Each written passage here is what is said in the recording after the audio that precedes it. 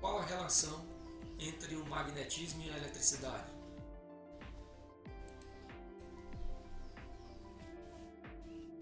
Anos depois do Oersted, em 1831, o físico britânico Michael Faraday ele demonstrou que um campo magnético variável incidindo sobre um condutor produzia no mesmo uma fêmea. Então vejamos aqui. O Faraday ele era experimentalista. Então foi o que ele fez? Ele colocou uma espira ligada às extremidades dessa espira a um medidor. Então quando ele aproximou um ímã dessa espira, ele observou que havia o surgimento de uma tensão e consequentemente de uma corrente nesse circuito. E ele também observou que quando afastava o ímã, acontecia também o surgimento de uma tensão e de uma corrente, só que em sentido contrário à primeira situação. Quando o ímã estava parado em relação à espira, nada acontecia. Coube a Lenz fazer a determinação matemática dessa situação.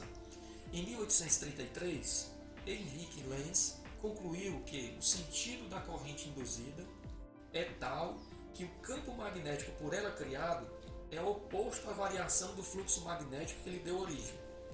Ou seja, quando este ímã com seu lado norte é aproximado da bobina, surge na bobina uma corrente elétrica que cria um campo também com uma face norte se opondo a esse norte do ímã que está sendo aproximado. Essa tensão induzida produzida na espira aqui, ela tem um sinal negativo porque é oposta à causa que lhe fez existir. Ela é dada pela taxa de variação de fluxo nessa espira. Se eu tiver N espiras aqui, eu vou ter uma tensão bem maior aqui no medidor. Tanto quanto a aproximação do ímã, quanto no afastamento. Lembrando que eu sempre tenho que ter movimento relativo entre a espira e o ímã. Como é produzida uma tensão alternada a partir de um campo magnético? Vejamos. Ora, nós sabemos que toda vez que um condutor corta as linhas de força no meio de um campo magnético, surge nesse condutor uma DDP. Essa tensão ela pode ser calculada também pela densidade de campo, multiplicado pelo comprimento do condutor, que é cortado por essas linhas de força, também multiplicado pela velocidade, multiplicado pelo seno do ângulo entre o vetor velocidade e o campo magnético. Observe o seguinte: quanto mais intenso o campo, quanto maior a tensão induzida, a magnitude da tensão induzida tem seu valor diretamente proporcional à intensidade de fluxo magnético e à razão de sua variação. Isso significa, quanto mais intenso o campo, maior a tensão induzida. E quanto maior a variação do campo, ou seja, quanto mais rápido esse condutor ou o ímã variar, maior a tensão induzida também. São duas formas que nós podemos ampliar o valor dessa tensão induzida. Ou aumenta o campo, a sua variação em cima do condutor, ou aumentamos a velocidade de movimentação do condutor. Então, o gerador elementar ele funciona com esses princípios vistos anteriormente. Temos uma espira girante em meio a um campo magnético. O princípio de geração de uma tensão alternada senoidal consiste em fazer girar uma espira em meio a um campo magnético. Se nós fecharmos esse circuito, então além da tensão nós teremos uma corrente elétrica circulando pela espira.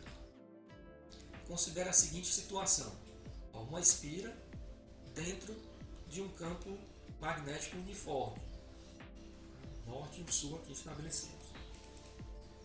Vamos fazer a movimentação dessa espira por um ciclo completo, por uma volta completa, ou seja, 360 graus, no interior desse campo magnético. Vamos acompanhar o que acontece nessa espira mais clara aqui. desde a posição A até ela voltar a essa posição inicial. Então vamos lá. De A para B, nós temos a seguinte situação. Aqui do embaixo nós estamos representando o que vemos em cima, sob outro ângulo. Então da posição A para a posição B, a espira se movimentando, nós vamos ter a produção de uma tensão elétrica e consequentemente também de uma corrente elétrica que vai acompanhar o movimento da espira. Então ele vai aqui de 0 a 30 graus, 60, 90 e uma corrente elétrica vai surgindo na espira, assim como também uma tensão, tá? Entre os condutores, nas extremidades dessa espira. Então nós fizemos aqui a primeira movimentação até 90 graus. Lembrando que nós não paramos a movimentação aqui, nós apenas estamos como que fotografando um movimento que vai ser sempre contínuo. Então chegando aqui a 90 graus nós temos a espira nessa posição.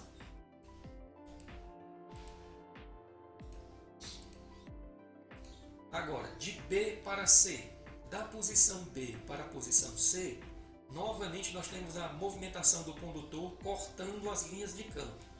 Até que ele chega na movimentação, no ponto C, onde ele não corta mais as linhas de campo. Nesse ponto, a tensão na espira vai ser zero, assim como a corrente também. Outra situação agora, de C para D. Movimentando a espira mais uma vez de C para D, o que vai acontecer? Nós temos novamente corrente elétrica circulando na bobina. Acontece que agora no outro sentido, uma vez agora que essa parte da espira está cortando o polo sul e não o polo norte. Então está cortando o polo sul, a corrente agora em outro sentido. E de 270 graus a 360 graus, nós temos agora uma forma de onda completa. Do sul, indo do máximo, né, agora até voltando ao ponto inicial, a posição A. Então, aqui temos uma visualização de uma rotação completa, de 0 grau a 360 graus.